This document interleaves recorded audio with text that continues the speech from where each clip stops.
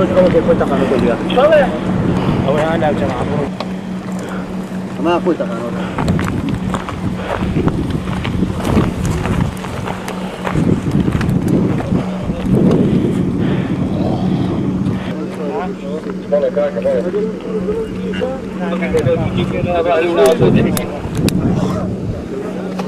هو تعوصر هذا.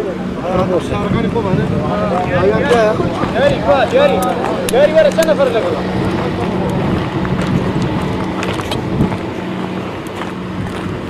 هو تاخذ تاكسي. هو تاخذ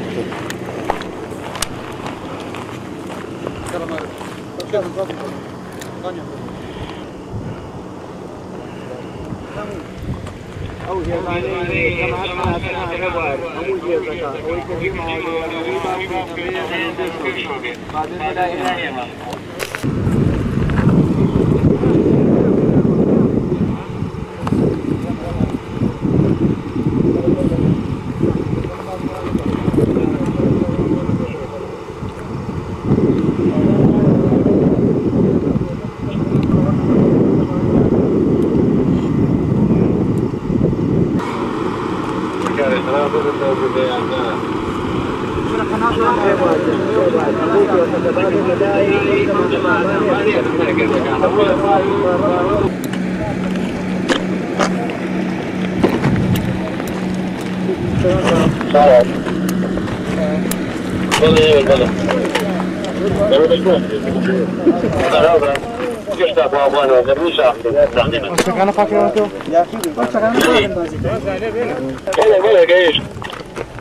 أنا أنتي أمامه ها؟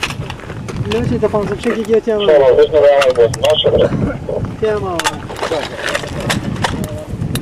ما أنتي أمامه. والله مش أمامه. مش أمامه. ما أكشف جيتش.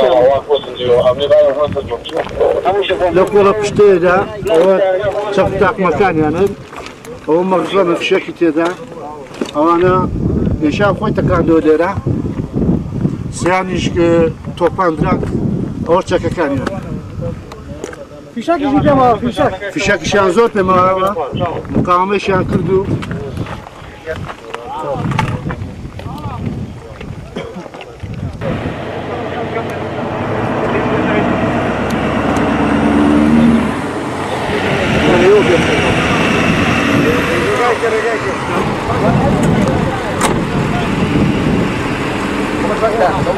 بقي يا دانا بق خذ واوي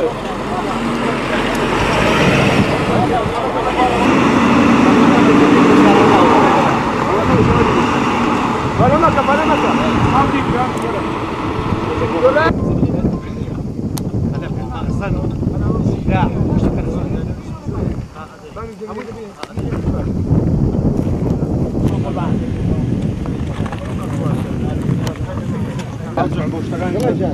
أنا ما كان بويك ها بو